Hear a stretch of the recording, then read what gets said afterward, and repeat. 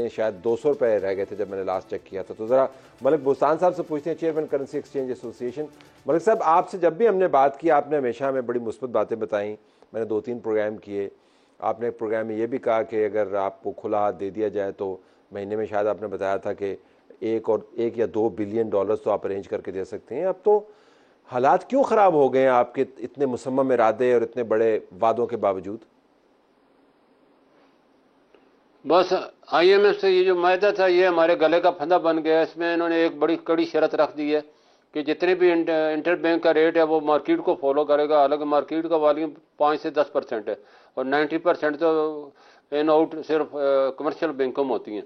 अब ये वायदा ऐसा मायदा जब से ये मायदा अनाउंस हुआ है और साइन हुए हैं उसके बाद डॉलर मुसलसल जो कि हम 270 रुपये पे ले गए थे वापस जंप करता हुआ दूसरे दिन ही इस मायदे के बाद 15 रुपये का इजाफा हुआ, फिर 2 रुपये अब डेली हो रहे हैं। अब बढ़ते बढ़ते 306 पे तो इंटर बैंक में, अगर फ्री मार्केट में 320 से ऊपर चला गया। तो ये एक खौफ है, पैनिक की फजा क्रिएट की गई है। और कल शमशाद साहब जो वज़ीर ख़जाना है उन्होंने बड़ा कहा कि मुझे नहीं पता था कि इतने गमगीर हालात हैं और मैं वरना मैं ये चार्ज ही ना लेती। और अंदर से मुझे नहीं पता था कि इतने फाल है, इतने गड़े खोदे हुए हैं कि उनको फिल करने के लिए बड़ा टाइम चाहिए। तो उनकी ये स्टेटमेंट ने उनको दूसरे लफ्ज़ों में हाथ पाँव उन्होंने फूल गए और हाथ पाँव छोड़ दिए, उससे भी बड़ा फ़र्क आया मार्केट में। तो लेकिन ये ऐसी कोई बात नहीं है, वक्ती तौर पर डिमांड ज़रूर आई है और डिमांड की वजह भी IMF का मैदा है, क्योंकि आपने गैर एलानिया जो इम्पोर्ट पे पाबंदी थी वो हटा दी। आपने जो फॉरेनर का इन्वेस्टर का पैसा था उनको ले जाने की इजाज़त दे दी। 4000 कंटेनर 4 अरब डॉलर के जो सी पोर्ट पे 2 साल से खड़े थे उनको इजाज़त दे दी। तो अब शिपिंग कंपनियाँ, ट्रैवल कंपनी जो पैसे थे बाहर के लेकिन वो बोसान आपने साहब, अलाउ कर दिए। हमने बिजनेस चारों भी तो करना है आपने ना। आपने इंपोर्ट भी नेसेसरी गुड्स की आपने करनी है और आपने कंटेनर को भी क्लियर करना है, आपने लोगों की तनख्वाहें भी देनी है। तो ऐसा तो नहीं हो सकता ना तमाम चीज़ें जो है आप अपने खजाने में रख लें और कह देंगे हमारे पास डॉलर बढ़े हैं तो सारा बटा बैठ जाएगा। वैसे तो कुछ ये तो करना ही था हमें, कि नहीं? देखो देखो ये जो कंटेनर आए हैं ये तो पाकिस्तान की मैशत को छुरा घोंपा गया है, बगैर LC के आए हैं और बगैर बताए आए हैं। LC से अगर कोई चीज़ आती है तो आपको पता होता है कि आपके इतने डॉलर हैं, आप LC अलाउ करें या ना करें। जब 7 अरब डॉलर का सामान खरीद के पोर्ट पे खड़ा कर दें और फिर ब्लैकमेल करें, फिर बैंकों का घेराव करें, स्टेट बैंक का घेराव करें, फिर स्टेट बैंक को इन्होंने कहा जी हम अपने सोर्स से डॉलर लेके आएंगे। इनके कोई बाग तो थे नहीं कि इन्होंने क्या किया, हवाला मार्केट से खरीदना शुरू। उसका नतीजा क्या निकला, हमारी 4 अरब डॉलर की वर्कर रेमिडेंस कम हो गई। तो ये इसकी वजह से हुकूमत को मजबूर हो के फिर तो पाबंदी लगानी, नहीं जी आप बाहर से नहीं खरीदे, आप इंटर बैंक से खरीदें। तो ये अब चीज़ें इकट्ठी हो गई हैं और इसको अगर लाइन वाइज किया जाता तो इतना मुश्किल सूरत हाल का सामना ना ये करना डॉलर पड़ता। खरीद कौन तो रहा है? अभी हमारी ये एक्सपोर्ट तो अभी कोई मैं 2 अरब प्रोग्राम के डॉलर है पहले अभी। से बात करते, सट्टा हो रहा है, ये हमें बताया ना, ये कर कौन रहा है?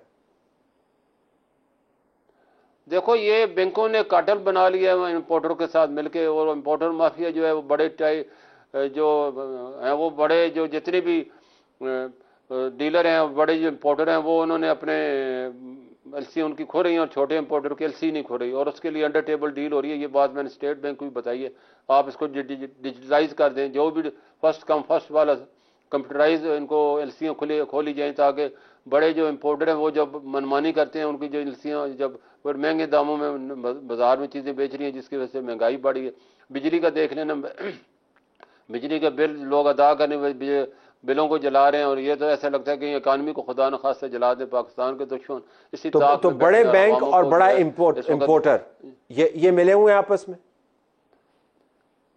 ये बिल्कुल माफिया बन गई है और स्मगलिंग इतनी ज़्यादा है कि मैंने आला हुकाम को बताया जितनी भी बड़ी एक्सचेंज कंपनी है, मनी चेंजरों की मार्केटें हैं, जो कि सबको पता है कहाँ कहाँ बड़ी बड़ी मनी, वहाँ बाहर जो है ख़ास तौर पर इस्लामाबाद पिंडी में तो बहुत ज़्यादा ये बाहर के डॉलर के स्मगलर आते हैं, ब्लैक मार्केट वाले। वो पूरी पूरी वैन भर के लाते हैं और वहाँ बाहर आवाज़ें लगाते हैं बाकायदा सब्जी वालों की तरह, आप हमसे रियाल इतने में महंगा ले लें, आप डॉलर इतना महंगा ले लें। तो हमारा इस ऐसे मुल्क में क्या हाल बनेगा। हमारी करेंसी इतनी भी यारों मददगार हो गई है कि हमारी एजेंसियां जो हैं, हमारी जो वो इसको काबू नहीं पा रही। मैंने उनसे रिक्वेस्ट भी की है कि आप इसको बड़े जो है जितने भी लोग उन्होंने ट्रैवल एजेंसियां खोली हैं, जितने भी हवाला मार्केट वाले हैं, ब्लैक मार्केट वाले हैं, और वो अपने बंदों को फिर घेर के वहाँ ले जाते हैं और वहाँ से पैसे उनको पे करते हैं। और वो FIA ने रेड भी किया, कुछ बंदे पकड़े भी गए हैं, लेकिन बड़े मगरमच्छ जो हाथ से निकल गए, वो दूसरे दिन जमानत करके आ गए। उनको जो है खौफ ही नहीं। फिर दूसरे दिन वो आके खड़े हो गए और फिर आवाजें लगा के कस्टमर को अपने तो अगर आपको शमशाद अख्तर साहिबा को कोई प्रोग्राम के तवसत कोई पैगाम देना हो तो वो क्या होगा इस वक्त, क्या एक दो काम करें वो? मैं देखो शमशाद बेगम जो है स्टेट बैंक की जब गवर्नर थी, हमारी उनसे मीटिंग होती बड़ी, यानी कि उनको सेंस है और इकोनॉमी का बड़ा नॉलेज है, और वो अगर इस तरह के बयान देगी कि मैं अगर पता होता तो मैं चार्ज नहीं लेती, वो इस वक्त लीड कर रही है पूरे खजाने की, अल्लाह ने उनको पाकिस्तान का अमीन बनाया, तो वो हिम्मत करें और कोई ऐसी तजावीज़ लेके आए ताकि पाकिस्तान इस क्राइसिस से निकले, एक्सपोर्ट को बढ़ाई जाए। वैल्यू एडेड हम नहीं आएंगे, प्रोडक्शन में नहीं आएंगे, एक्सपोर्ट कमज़ोर होगी तो मुल्क कमज़ोर होगा और दुनिया में हम अकेले रह गए। इस वक्त जितने भी एग्रीकल्चर है उसको हम बूस्ट कर सकते हैं, IT है उसको कर सकते, पूरी दुनिया में स्किल्ड लेबर की, स्किल्ड वर्कर की बहुत ज़्यादा ज़रूरत है। 5 लाख सिर्फ जापान को चाहिए, 5 लाख कनाडा के, इस तरह तमाम 20-50 लाख की, यानी जो उनके करने वाले काम है वो करें। और आपके ख्याल में बहरान जो है ये वक्ती है या ये तवील मुद्दत भी हो सकता है? नहीं, वक्ती है, अल्लाह का शुक्र है। पाकिस्तान हमेशा मुश्किल से मुश्किल वक्त में निकले। सबसे मुश्किल वक्त तो 98 था, उससे पहले जो है 1971 था, जब पाकिस्तान 2 हिस्से हो गया और पाकिस्तान डिफॉल्ट कर गया था उस वक्त, और पाकिस्तान के इससे भी बुरे हालात थे उस वक्त। जुल्फ़िकार भुट्टो साहब ने जितनी भी इस्लामी सरबराही कॉन्फ्रेंस बढ़ाई और जितने भी सरबराह मुलाकात आए गए इस्लामी दुनिया के, उनको कहा कि आप हमारे लोगों को वीज़ा दें ताकि हम अपने पाँव में खड़े हो जाएं। उन्होंने 50 लाख लोगों को बाहर भेजा।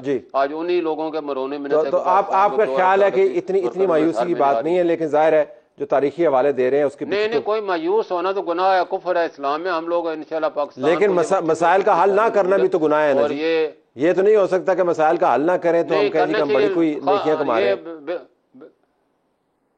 बिल्कुल बजा फरमाया। आप देखें बिजली का लोगों का पूरा बोझ जो है, जितनी बिजली चोरी हो रही है, लाइन लॉसेज 40% है। और मैं आपको बताता 40 करोड़ यूनिट वापटा के मुलाजमीन को फ्री दी जाती है, 33 करोड़। जी बिल्कुल, ये आदादोशुमार हम पेश करते रहते हैं, लेकिन आपसे हमने जो करेंसी की बात करने वाले काम है वो करें। और आपके ख्याल में बहरान जो है ये वक्ती है या ये तवील मुद्दत भी हो सकता है?